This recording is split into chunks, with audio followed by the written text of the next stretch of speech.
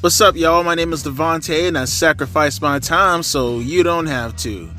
Okay, so I just watched the CM Punk and Cody Rhodes promo.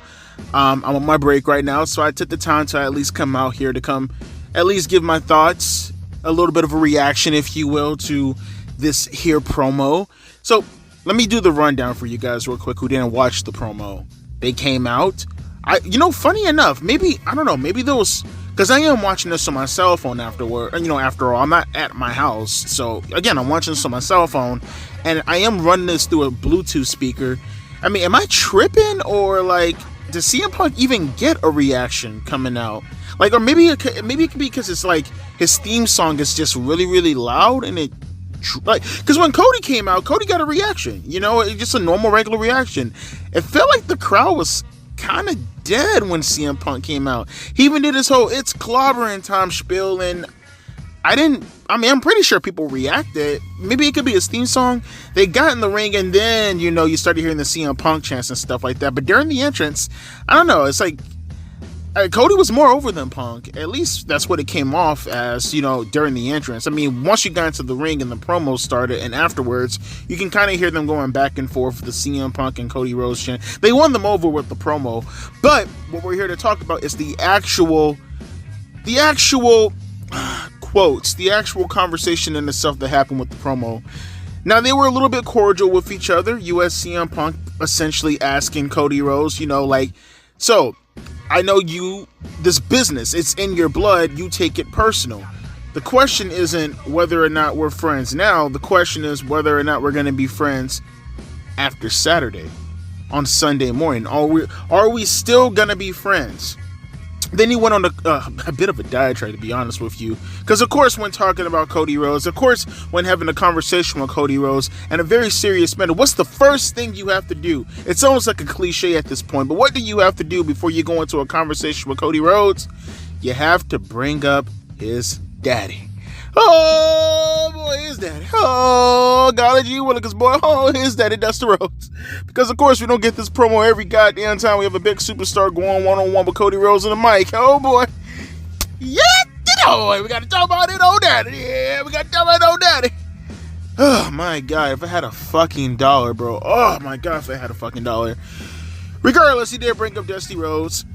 He essentially said that Dusty Rhodes gave him a task, gave him a job back in 2007, which is kind of weird because Cody actually was on the main roster a little bit later on in 2007. So either A, he has his timeline mixed up because I think it was actually 2006, or maybe I'm wrong and I don't know what he's talking about in regards to nepotism. The debut on OVW television and then to come to the main roster directly afterwards, 5 or 6 months later? Because Cody debuted, I think against what? I think he came on, the first time I seen Cody was during that whole little mini feud Randy had with Dusty, over the summertime in 2007.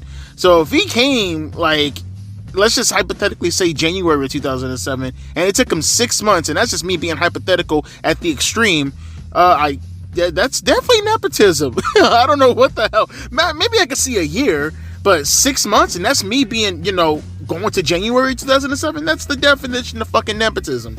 I digress, though. Dusty Rhodes essentially told CM Punk, "Hey, watch over my kid, boy. Watch over." I can't do a good Dusty Rhodes. Let me stop. He told him to watch over Cody Rhodes while he's down there at OVW, and essentially CM Punk was like, "You know what? I did that." And honestly, I didn't think I had to really do that because, you got yourself out of situations, you got tangled up in or whatever.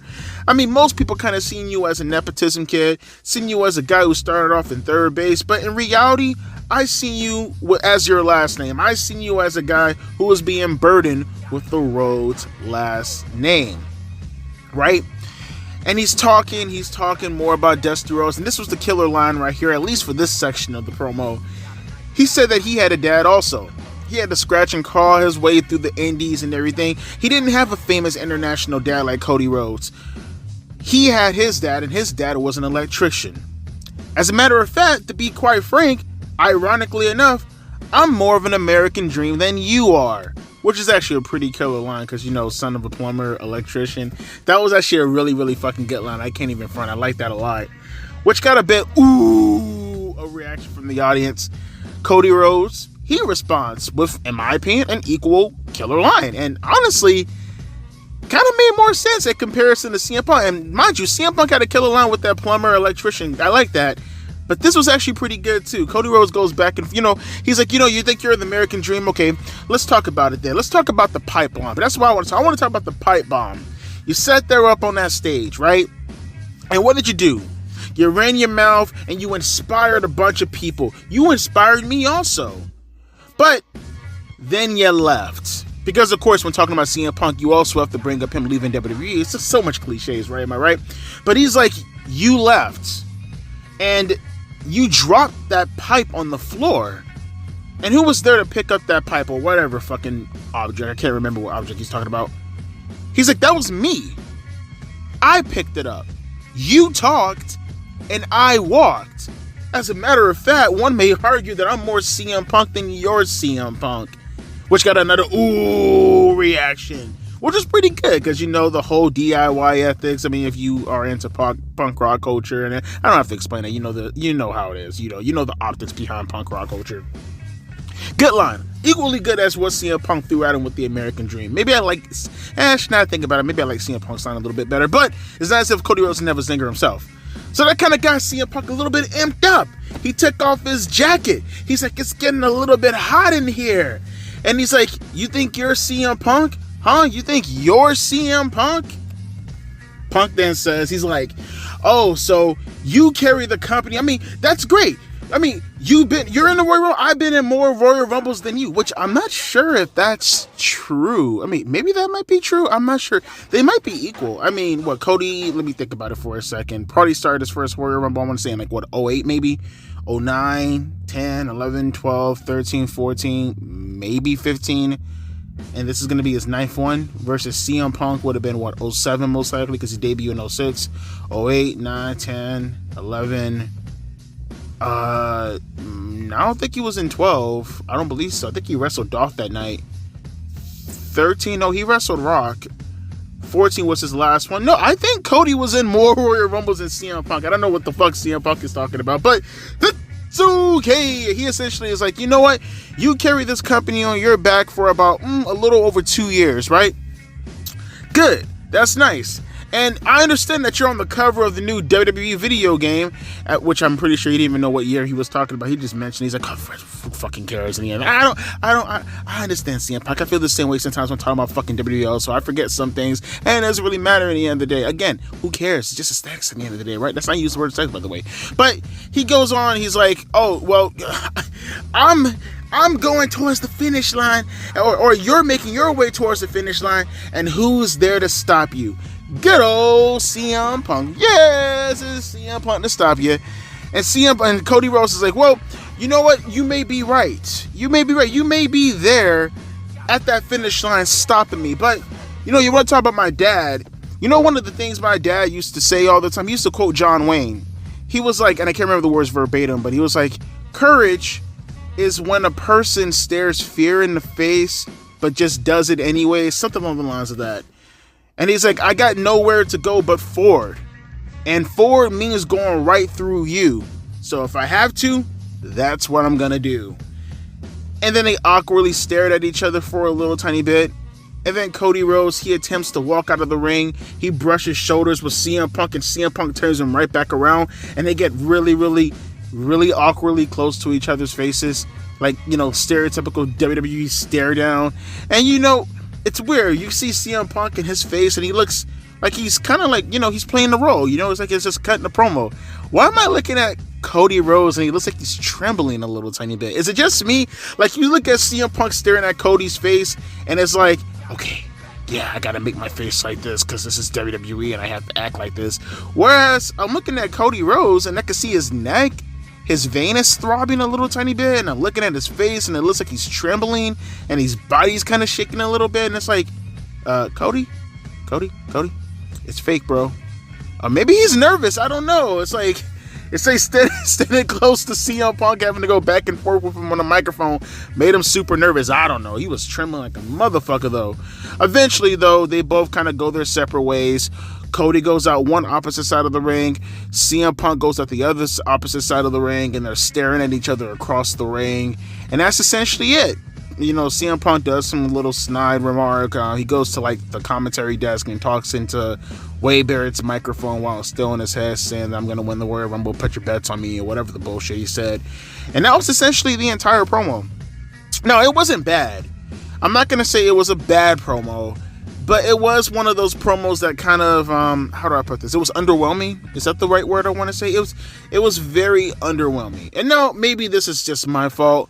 I mean, I should have known they were going to talk about Tony Khan or talk about AEW or bring up any of the stuff that happened in the past, or even at the very least, you know, talk about, say, I don't know, them, because I know CM Punk kind of touched on a little bit when he's like, oh, you know, we had two different paths. I mean, I was hoping maybe Punk and back, but we kind of crossed on the same trajectory. We just never got the opportunity to actually cross paths, even though we were crossing throughout the same trajectory. Something alluding to AEW. None of that was the case. They didn't even touch on it. And again, maybe this is just me being foolish. I should have assumed that wasn't going to be the case, but there was a little part of me that kind of made me think to myself that maybe CM Punk was going to be the one to go there. You know, like, oh, you know, every time he kind of alluded to it with the finish line, but I was kind of hoping he'd say something on the lines of like, you know, every time you feel like you're about to finish your story, here I am ripping the page right out of the book, something along the lines of that, just making some type of allusion to AEW, and none of it happened. But I will say this, though, I guarantee you, mark my fucking words, Tony Khan was watching this promo. I bet every fucking dollar Tony Khan was watching this motherfucking promo. And I'm not saying Tony was probably kicking himself and they're going full trail for Boys in the Hood, punching the air and shit, but I guarantee you he was looking at that shit going, damn, that should have been my promo. That could have been my promo. Why the fuck wasn't that my promo? And I'll tell you why that wasn't your promo, because you were too busy having Jay Cargill going over on fucking Rampage and then using that match to go over on fucking Dynamite, and we couldn't get more promos because we had to focus on Jay Cargill versus whoever fucking woman you put in the goddamn main event, as if we give a motherfucking hell about any goddamn women. That's why it didn't happen. But it happened here, and like I said, was it a good promo? I'm not saying it was a bad promo. It was a fine promo. It did its job as far as, you know, promoting the Royal Rumble going forward. It's just one of those things where I was kind of having a heart, and again, that's my fault. Don't have high expectations, especially for things that you should probably assume they're not going to go around or go towards. But I don't know, call me crazy. I was a little bit of an optimist, and yeah, they totally failed me in that regards right there. But the intensity of the promo, the things that they said, a few zingers, if you will. It is what it is, man. But you guys let me know, man. Hey, man, Devontae, you a motherfucking needer. Why you always getting talk shit? Why the fuck can you just give the props and just like what the fuck I'm gonna say? Because my opinions matter more than your opinions, and my opinions actually mean facts, and your facts mean...